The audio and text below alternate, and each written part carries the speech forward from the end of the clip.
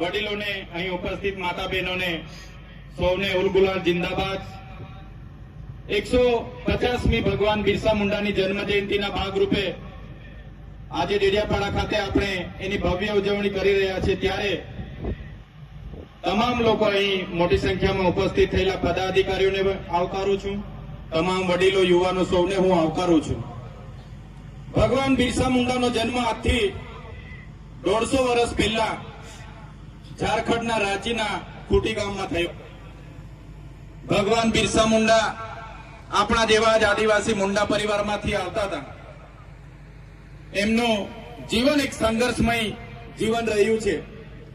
માત્ર 19-20 વર્ષની ઉંમરે એ સમય આજથી 125 વર્ષ પહેલા એમણે અંગ્રેજી હુકુમત સામે ઉલ ગુલાન એમણે જાહેર કર્યું। એમણે કીધું, અબુમા દિશુમ અબુમા રાજ, આપણા દેશમાં આપણું રાજ, આપણા ગામમાં આપણું રાજ। તે જમાનામાં ટેલિવિઝન એટલે કે ટીવી, મોબાઈલ, રેડિયો કોઈ સુવિધાઓ નથી, વાહન વ્યવહારની સુવિધાઓ નથી, છતાં એ ટાઈમે એ વિસ્તારના જંગલ પહાડી વિસ્તારમાં એમણે ખૂબ મોટું સંગઠન ઉભું કર્યું અને અંગ્રેજી સલ્તનત સામે એમણે જંગનો એલાન કર્યો। 1895માં સરકારે ત્યાંના ડીએમ ડિસ્ટ્રિક્ટ મેજિસ્ટ્રેટે લશ્કર બોલાવ્યો। લશ્કર બોલાવીને બિરસા મુંડાની ધરપકડ થઈ અને એમના જનરલ ડાયરે નક્કી કર્યું કે બિરસા મુંડાને એવો સબક શીખવીશું કે આવનારો દિવસમાં કોઈ પણ આદિવાસી સમાજ બિરસા મુંડાની હાલત જોઈને અંગ્રેજી હુકુમત સામે માથું ઊંચું નહીં કરશે। બિરસા મુંડાને જેલવાસ દરમિયાન મારવામાં આવ્યા, ચાબુકોથી પુષ્કળ મારવામાં આવ્યો અને એને બેડીઓથી, ઝંઝરીઓથી જકડીને જ્યારે એમને કોર્ટમાં લઈ જવા માટે આવ્યા ત્યારે એમને બેડીઓમાં રસ્તામાં લઈ જતા હતા। તે સમયે લોકોને ખબર પડી, હજારો લોકો બિરસા મુંડાના એક ઝલક માટે રોડ પર ઉતરી આવ્યા અને જે અંગ્રેજોએ ધાર્યું હતું એના કરતા ઉલટું થયું। તે સમયે 2 વર્ષની જેલ બાદ બિરસા મુંડા ભગવાનનો છુટકારો થયો। ત્યારબાદ પણ બિરસા મુંડાએ રાણીનું રાજ જશે, આપણું રાજ આવશે ના સ્લોગન સાથે એ રાંચી વિસ્તારોમાં, છોટા નાગપુર વિસ્તારોમાં ફરી એમણે મુવમેન્ટ આખી ચાલુ કરી। ત્યાં અંગ્રેજી સલ્તનત સામે એમણે ઉલગુલાન જાહેર કર્યું અને લડત ચાલી। 3 વર્ષ સુધી સતત લડતા લડતા 3 માર્ચ 1900ના રોજ ત્યાંના પહાડી વિસ્તારોમાં જયારે બિરસા મુંડા ત્યાં સંબોધન કરી રહ્યા હતા અને હજારો લોકો ત્યાં હાજર હતા, અંગ્રેજી હુકુમત સામે, એમના વેરા સામે, એમના ટેક્સ સામે, એમના કર સામે, ત્યારે અંગ્રેજી હુકુમતના લોકોએ ત્યાં એમનો ઘેરાવો કરીને ગોળીબાર કર્યા। ગોળીબારમાં 400 થી પણ વધારે આદિવાસી યોદ્ધાઓ ત્યાં મૃત્યુ પામ્યા। જે લોકો ઘાયલ હતા, જે લોકો જીવિત હતા, એમને પણ આ અંગ્રેજોની સેનાએ પહાડો પરથી ખીણોમાં નાખી દીધા। ઘણા લોકોને જીવતા દફનાવી દેવામાં આવ્યા અને બિરસા મુંડાની 3 માર્ચ 1900ના રોજ ધરપકડ થઈ। ધરપકડ થયા બાદ બિરસા મુંડાને એવી જેલમાં રાખવામાં આવ્યા કે કોઈને પણ મળવા દેવામાં ન આવ્યા અને આખરે 3 મહિના બાદ શંકાસ્પદ રીતે, શરીકના રીતે બિરસા મુંડા 9 જૂન 1900ના રોજ મૃત જાહેર કરવામાં આવ્યા। ત્યારે બિરસા મુંડાનું જે ઉદ્દેશ હતો કે આદિવાસીઓની જમીનો બચાવવાનો, જળ જંગલ જમીન પરના અધિકારો અબાધિત કરવાના, એ ઉદ્દેશ સાથે બિરસા મુંડાએ માત્ર 25 વર્ષની ઉંમરમાં પોતે શહાદત વહોરી। એ બિરસા મુંડાના ઉદ્દેશો થકી બ્રિટિશ સરકારને 8 વર્ષ બાદ એટલે કે 1908માં છોટા નાગપુર લેન્ડ એક્ટ બનાવવો પડ્યો, જેને આજે પણ આપણે જાણીએ છીએ એ લેન્ડ અંતર્ગત આદિવાસીઓની જમીન બીજા કોઈ સ્થળાંતર નહીં કરી શકે, બીજાના નામે નહીં થઈ શકે। એ કાયદો બિરસા મુંડાના અથાગ પ્રયાસોથી આપણને મળ્યો છે। એ કાયદો આજે 73 તરીકે ઓળખાય છે। ત્યારે મિત્રો, બિરસા મુંડાનું જીવન, એનો ઇતિહાસ એક ગૌરવશાળી ઇતિહાસ છે। એમને દેશના ધરતી આબા તરીકે બિરુદ આપવામાં આવ્યું છે। ધરતી આબા એટલે ધરતીના પિતા। ત્યારે એમના ઉદ્દેશો પર ચાલવાની જરૂર છે મિત્રો। દેશની આઝાદીમાં બિરસા મુંડા સમેત તાત્યા ભીલ હોય, ખાદ્ય નાયક હોય,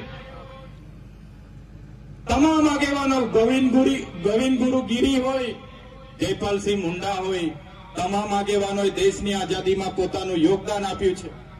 ત્યારે મિત્રો આજે પણ આઝાદીના 78 વર્ષ થઈ ગયા.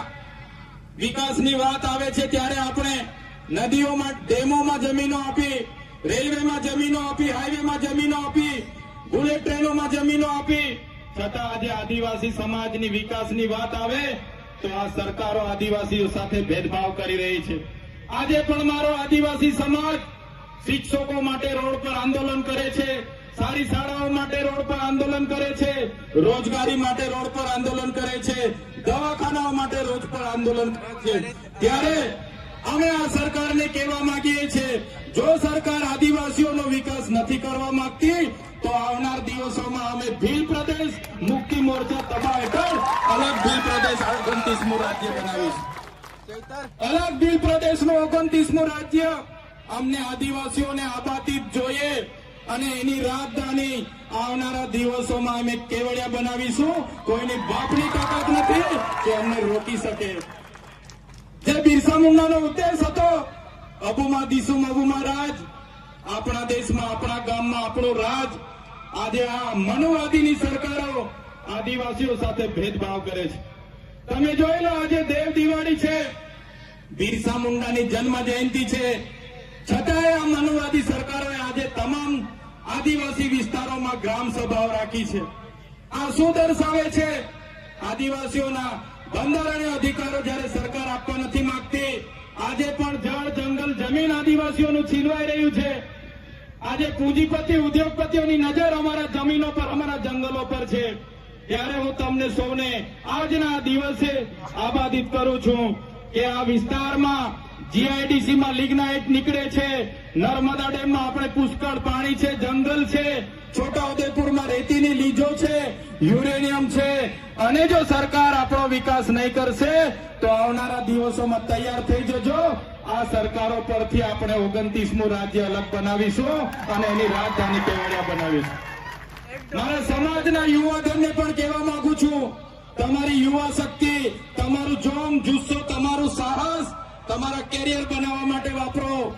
તમે ઉઠી બેઠા બાઇકો લઈને પ્રવાસમાં નીકળવાનું, પાર્ટીઓ કરવાની, જલસા કરવાની, નાચવાની, કૂદવાની, ચામધામની યાત્રા બંધ કરી દેજો. આ વડીલોને પણ હું આગ્રહ કરું છું, આવા રખડતા છોકરાઓને ઉભા કરી દો, એમને ભણાવો, ગણાવો, એમનું કેરિયર બનાવવામાં આપણે લગાડવું પડશે. જે લોકો આપણા આદિવાસી સર્ટી પરથી નોકરી પર લાગેલા છે, એ નોકરી કરનારા મારા સાથી મિત્રોને પણ હું બે હાથ જોડીને વિનંતી કરું છું. આદિવાસીના દાખલા પર આપણને નોકરી મળી છે, આપણને શિક્ષણ મળ્યું છે, ત્યારે આદિવાસીની અસ્મિતાનો સવાલ હોય, આદિવાસી સંસ્કૃતિ બચાવવાની વાત હોય, આદિવાસીની જળ, જંગલ, જમીન બચાવવાની વાત હોય, તમામ લોકોએ આવનારા દિવસોમાં એક મંચ પર આવવું પડશે અને તમને કઈ થશે તે દિવસે આ ભીલ પ્રદેશ મુક્તિ મોરચો તમારી હાથે આવીને ઉભો રહેશે. હું ધારાસભ્ય બન્યો છું, સમાજના આદિવાસી દાખલા પરથી હું ધારાસભ્ય બન્યો છું.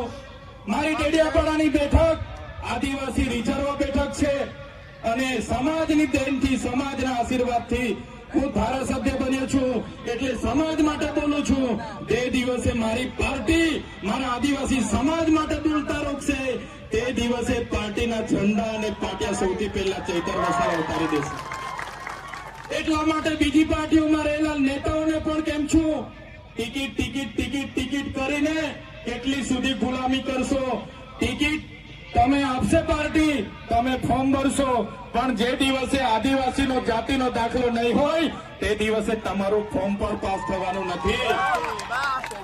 એટલા માટે ઘણા લોકોને મારી વાત કડવી લાગશે. મારા યુવાન મિત્રો 11 વાગ્યાથી નાચવા પડો છો, 5 વાગ્યા સુધી નાચો છો, કૂદો છો. કુદરતની દેન છે આદિવાસીઓ પર. આખી રાત નાચશે પછી પણ થાકશે નહીં. પણ નાચવાની સાથે સાથે તમારું લક્ષ્ય શું છે, તમારો ધ્યેય શું છે એ તમારે નક્કી કરવું પડશે. અને અહીંયા વડીલો માતા બહેનોને પણ વિનંતી કરું છું, તમારો છોકરો આઈફોન લઈ માગે, કેટીએમ લઈ માગે, R1 લઈ માગે, જે પણ લઈ માગે, એને તમે પહેલા ભણાવો, ગણાવો, એને એની કારકિર્દી બનાવો, પછી એને તમે તમારી બાઇક લઈ આપવાનું, 4 વ્હીલ લઈ આપવાનું હોય તે કરજો. પણ આપણા બાળકોને શિક્ષિત કરવાની જવાબદારી આપણી બધાની છે. મિત્રો, આદિવાસીની પરંપરાઓ, આદિવાસીની સંસ્કૃતિ, આદિવાસીના રૂઢિ પ્રથા, આદિવાસીની પૂજા વિધિ, હમણાં મહારાજે કીધું, ભગવાન એટલે કોણ? ભ એટલે ભૂમિ, ગ એટલે ગગન, વા એટલે વાયુ ને ન એટલે નીર. ભગવાન, જેનાથી માનવીનું જીવન અશક્ય છે, જેના વગર આપણે જીવી નથી શકતા, એ ભગવાનની પૂજા કરતો આદિવાસી સમાજ આવ્યો છે. એ પ્રકૃતિની પૂજા કરતો આદિવાસી સમાજ આવ્યો છે. આદિવાસી સમાજ આજે પણ સૂર્ય, ચંદ્ર, ગગન, ભૂમિ, પહાડ, પેડ, નદી, નાળાને પૂજનારો છે.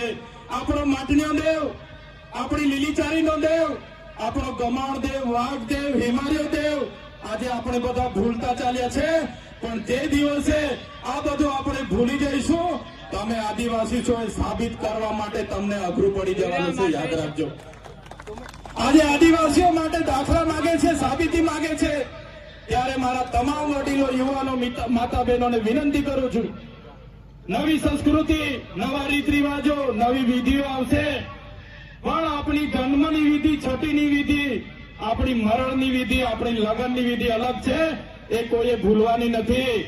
તમને કડવી લાગશે, ચૈતરભાઈની વાત બધાને કડવી લાગશે, પણ તમને એ પણ ખુલાસો કરું, જયારે તમે દવા પીવશો, બીમાર પડો ને દવા આપવામાં આવે, દવા કડવી લાગશે પણ એ તમારો ઈલાજ થાય છે. એ જ રીતના કહેવા માંગુ છું, આવનારા દિવસોમાં આદિવાસી તરીકે જો તમારા રીત રિવાજો, તમારી રૂઢિ પ્રથા, તમારી પૂજા વિધિ આપણી આજો આપણે બધા ભૂલી જઈશું, તે દિવસે આદિવાસી તરીકે આપણે મટી જઈશું. અને ચોપડાઓમાં અને મ્યુઝિયમમાં આદિવાસીઓ રહેશે અને આપણા લોકો આદિવાસી તરીકે મીટી જશે.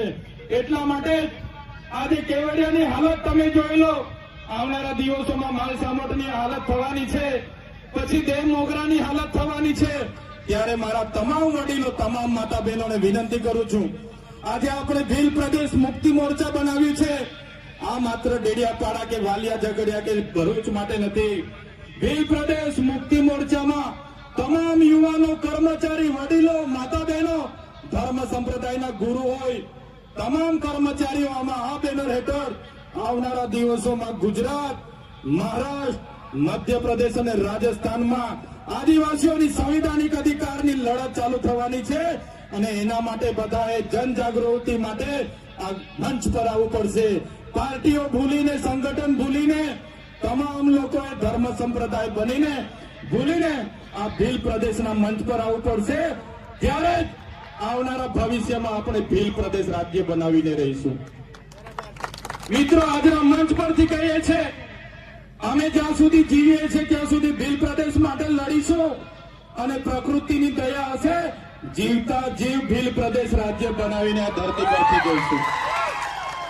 તમામ સાથી યુવાનો, અલગ અલગ જિલ્લાના પદાધિકારીઓ તમામ પોતાનો કિંમતી સમય આપીને આવ્યા છે. ત્યારે જ્યાં પણ મારા આદિવાસી ભાઈ બહેનો સાથે અત્યાચાર, અન્યાય થશે, જ્યાં પણ અમારા સંવિધાનીય અધિકારો છીનવા છે, જ્યાં પણ ખોટા આદિવાસીઓ અમારી જળ જમીન જંગલ પર તરાપ મારશે, કોઈ પણ ઉદ્યોગપતિ, પૂંજીપતિ અમારી જમીનો છીનવશે, તે દિવસે અમે આ મંચ પરથી કહીએ છીએ, અમારી પાસે રાખેલા પાલિયા, ધારિયા, તીરકાંઠા અમે ઘરે શણગાર માટે નથી રાખ્યા. તે દિવસે અમે તાલિયા, પાંખ, બધું તીરકાંઠા, પાલિયા ચલાવવા ખચકાશું નહીં. એટલા માટે આજના ગૌરવ ઇતિહાસ, બિરસા મુંડાના વંશજ છે અમે, નંદ ભીલના વંશજ છે અમે, કણી કંસારી, દેવ મોગરા, યામોગી માતાના વંશજ છે અમે. અંગ્રેજોના પણ ગુલામ નથી રહ્યા. ત્યારે આજે ગોરા અંગ્રેજો તો ગયા, કાળા અંગ્રેજો અમને ગુલામ બનાવવાની વાત કરે છે.